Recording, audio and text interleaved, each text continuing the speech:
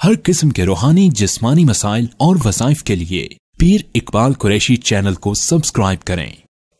इंसान मिन सल्सालिन मिन हमइम मस्नून वल जन्ना खलक़नाहु मिन क़ब्लु मिन नारिस समूम सदक़ल्लाहुल अज़ीम।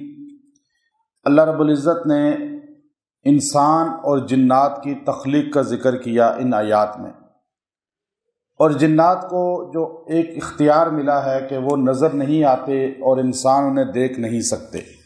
जब जिन्नात किसी इंसान की बॉडी में नुकसान देना शुरू कर दें और इंसान को पता नहीं चलता कि वो अंदर बीमारी बना रहे हैं, खून में चलते हैं चूँकि, तो ये आयात करीमा इंसान के जिस्म से जिन्नात को निकालने का बाइस बनती हैं।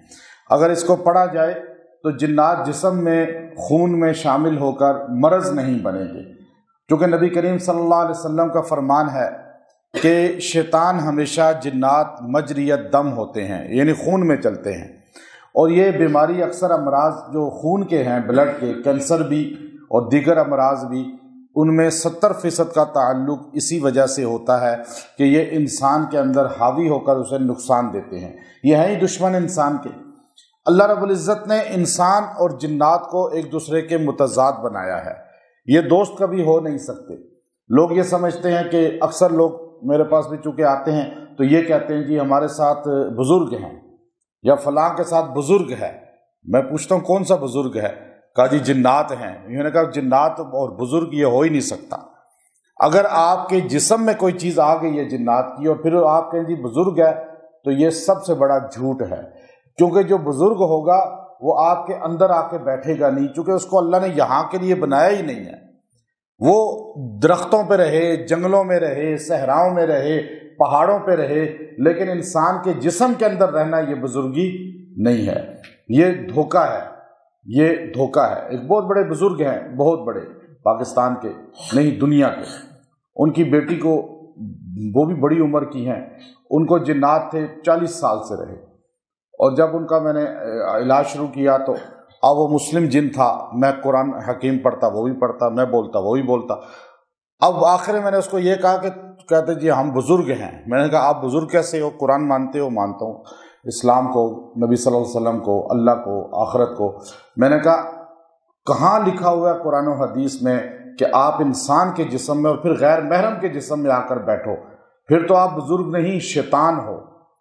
अब देखिए ना, अब वो इस बात पे हिल गया। कहने की बात तो ये ठीक थी कि कुरान मानने वाला और वो गैर महरम औरत में आके बैठे या इसी तरह मर्द में आकर बैठे और अंदर आए बोले, और हमारा मुसलमान भी अकीदा इतना कमज़ोर है कि वो कहता है जी ये बुज़ुर्ग हैं, मुझे बातें बताते हैं, वो शैतान है, झूठा है, जिन है, और वो गुनाहगार है, और जो गलत काम करे वो बुज़ुर्ग नहीं होता, और जो बुज़ुर्ग होता है वो गलत काम नहीं करता।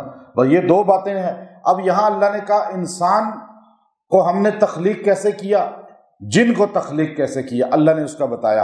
वलक़द, और यकीनन, खलक़नल इंसान, हमने इंसान को बनाया, मिन सल्सालिन, जो आवाज़ आने वाली होती है ना, मिट्टी, खंखाती मिट्टी, आवाज़ वाली मिट्टी, मिन हमइम मस्नून, गारे वाली। गारे को, मिट्टी को जब पानी लगाकर गारा बन गया, गारे को छोड़ दें थोड़े देर, जितनी देर वो छोड़ा रहेगा तो उसमें बदबू पैदा होगी या नहीं होगी। अब उस गारे की मिट्टी को जब बदबू पैदा हो गई और फिर वो सूख गया तो वो खुश्क होकर उसका अगर कोई भी चीज़ बनाएंगे, मिट्टी का बर्तन भी, तो उसमें से आवाज़ आएगी। तो ऐसी मिट्टी जो बदबू दे गई थी उसको अल्लाह ने गारा बना के छोड़ दिया था फरिश्तों ने, और फिर उससे इंसान की तख्लीक हुई। इंसान की तख्लीक वो कोई खुशबू वाली मिट्टी नहीं है, वो कोई जन्नत से आई हुई मिट्टी नहीं है, बल्कि यही ज़मीन से और फिर गारा बना के बदबू उसमें आ गई, स्मेल वाली मिट्टी से अल्लाह ने इंसान को पैदा किया, तख्लीक किया, और फिर तख्लीक करने के बाद अल्लाह ने फरमाया इन्नल्लाह अश्तरा मिनल मुमिनीना अनफुसहुम, मैंने तुम्हें खरीद लिया है बिअन्न लहुमुल जन्ना, जन्नत के बदले में। यानी हमारी तो वैल्यू कोई नहीं थी, उस मिट्टी की क्या हैसियत है, लेकिन अल्लाह हमें खरीद रहा है जन्नत के बदले में कि अगर हम आमाल सालिहा करेंगे तो वो जन्नत तुम्हारी है, मैंने तुम्हें खरीद लिया है। अच्छा, इंसान को तख्लीक किया गारे से, वल जन्ना खलक़नाहु, اور جان، جان جن کی جمع ہے، اور جن بھی جمع ہی لفظ ہے عربی کا، جنی ایک جن کو بولتے ہیں اور جن جمع کے لیے بولا جاتا ہے۔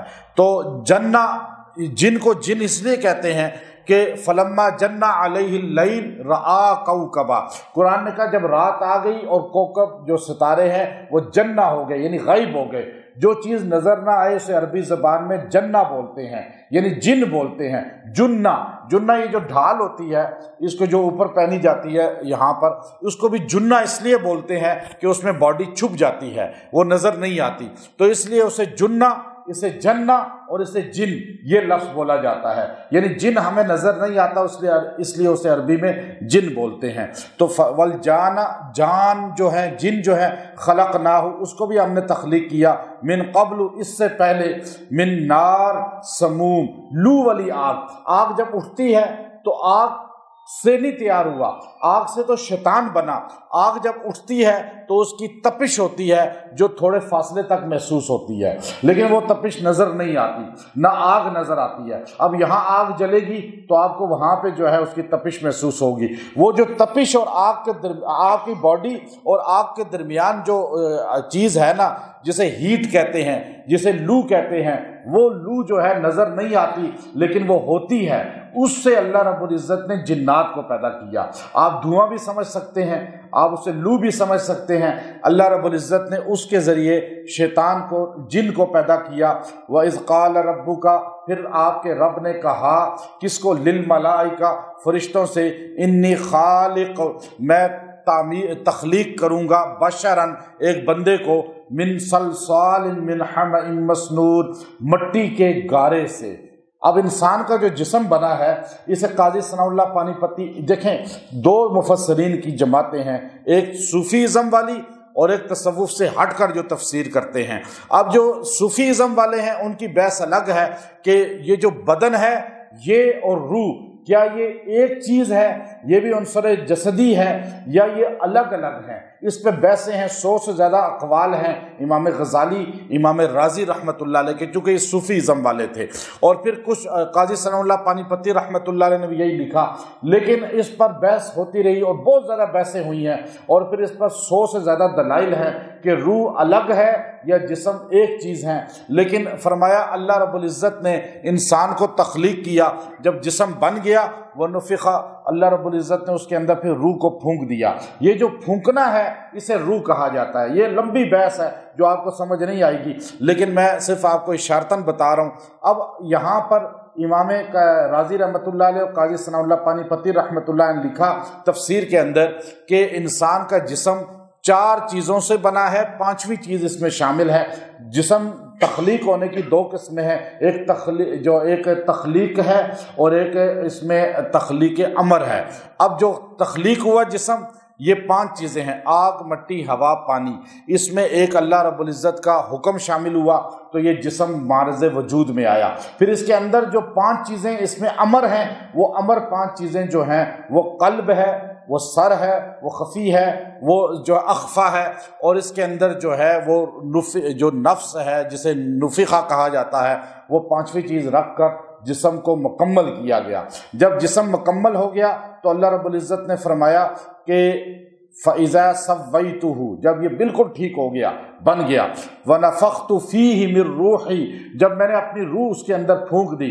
یہ روح جو ہے اللہ رب العزت کی کیا ہے؟ قُلِ الرُّوحُ مِنْ أَمْرِ رَبِّي، یہ اللہ کا حکم ہے۔ جب جسم سے نکل جاتا ہے تو انسان مردہ ہو جاتا ہے، اور جب تک جسم میں رہے تو اس وقت تک یہ زندہ ہے۔ اور عجیب بات یہ ہے، روح اور جسم کی عجیب بات یہ ہے، اٹھانا خود ہی پڑتا ہے تھکا ٹوٹا بدن اپنا، کہ جب تک سانس چلتی ہے کوئی کندھا نہیں دیتا۔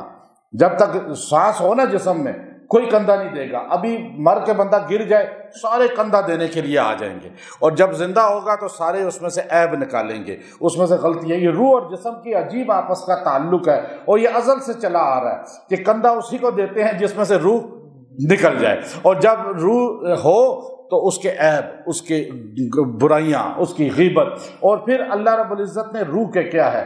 قُلِ الرُّوحُ مِنْ أَمْرِ رَبِّي، جسم میں سے روح نکل گئی اللہ کا حکم تو جسم مردہ، عمل میں سے کسی بھی کام میں سے اللہ رسول کا حکم نکل گیا تو وہ مردہ۔ وہی مردہ، اب ہمارے سارے کام مردہ، اس لیے برکت نہیں ہے۔ تو اب فرمایا آخری بات، فَقَعُوا لَهُ سَاجِدِينَ، اے فرشتوں جب میں اس کو تعمیر کر لوں گا، تخلیق کر لوں گا، تو پھر تم سب نے سجدہ کرنا ہے، تم نے اس کو جھک کے اس کی بزرگی کا اظہار ماننا ہے۔ اب یہاں تک تو بات ہو گئی۔ اب اگر جنات جسم میں داخل ہو جائیں یا ہر جسم میں ہوتے ہیں، سائنس اسے جراثیم کہتی ہے، سائنس کیا کہتی ہے؟ بیکٹیریا، جراثیم۔ اور نبی کریم صلی اللہ علیہ وسلم فرماتے ہیں کہ وہ جنات ہیں کثرت سے، واش روم میں، باتھ روم میں ہاتھ نہ دھو گے تو ہاتھ کے ساتھ وہ تمہارے پیٹ میں جائیں گے کھانے میں، یہ تو کہتے ہیں ہماری شریعت۔ اور سائنس کہتی ہے ہاتھ نہیں دھو گے، ابھی بیماری آئی سارے ہاتھ دھوتے تھے بار بار، بھائی ہمارے نبی نے تو ہمیں 1400 سال پہلے کہا تھا ہر کام سے پہلے ہاتھ دھو، کیونکہ جراثیم، سائنس اور حضور جن دونوں باتیں ایک ہی ہیں۔ اب حضور فرماتے ہیں کہ وہ جراثیم، شیطان، جنات ایسے ہیں جو نظر نہیں آتے، چھوٹے چھوٹے ہیں، اور یہ بھی کہتے ہیں نظر نہیں آتے۔ اب وہ کہتے ہیں جو چھوٹے چھوٹے ذرات نظر آتے ہیں وہ خوردبین سے دیکھتے ہیں، دوربین سے دیکھتے ہیں۔ تو لیکن بات یہ ہے اگر آپ اپنی جسم سے جنات نکالنا چاہتے ہیں، بیماریاں نکالنا چاہتے ہیں، تو یہ جو آیت کریمہ ہے، آیت نمبر جو ہے 27 اور 28، ان دو آیات کو پانی پہ دم کر کے جو ہے آپ نے، بلکہ صرف آیت نمبر جو اس میں 27 ہے، آیت نمبر 27 جو ہے یہ آپ نے پانی پہ دم کر کے 3 بار پی لیا کریں۔ اس سے آپ کے جسم سے، اگر جب بھی آپ کو یاد آئے آپ پی لیں، آپ کے جسم سے بیماری کی شکل میں جو اندر چھپے ہوئے ہیں، خون میں شامل ہیں، وہ انشاءاللہ نکل جائیں گے۔ آیت نمبر 27 ہے، وَالْجَانَّ خَلَقْنَاهُ مِن قَبْلُ مِن نَارِ السَّمُومِ، بس اتنے سے الفاظ ہیں۔ جب اس کو آپ یاد کر لیں گے اور آپ اس کو کہ جنات جو ہے اس کو آگ سے پیدا کیا گیا، اور وہ آگ لو والی تھی، اور اس کے بعد جنات کو جو ہے ان کی، جب یہ آیت کریمہ ان پر تیر کی طرح لگتی ہے، جو کہ آگ سے پیدا ہوئے، اور آگ کہتے ہیں اثر نہیں کرے گی جب آگ سے پیدا ہوئے۔ امام ابو حنیفہ کو کسی نے کہا یہ آگ اثر نہیں کرے گی جنوں پہ، شیطان پر، کیونکہ وہ آگ سے پیدا ہوئے۔ آپ نے مٹی کا ڈیلا جو ہے، ایک بندے سے کہا اپنے شاگرد سے اس کو مارو، اس نے جب مٹی ماری تو اس کو جو ہے مٹی کا وہ ڈیلا لگا تو زخم آ گیا۔ آپ نے فرمایا تو مٹی سے بنا، تجھے مٹی نے کیوں اثر کیا؟ تو وہ کہنے لگا جی بات سمجھ آ گئی کہ آگ سے بنا ہے لیکن آگ میں جلے گا، جیسے ہم مٹی سے بنے ہیں، مٹی ہمیں نقصان دیتی ہے۔ تو اس لیے جب یہ آیت آپ پڑھیں گے تو اندر وہ انشاءاللہ آپ کے جسم سے فرار ہو جائیں گے، بیماری ختم ہو جائے گی۔ وآخر دعوانا ان الحمدللہ رب العالمین۔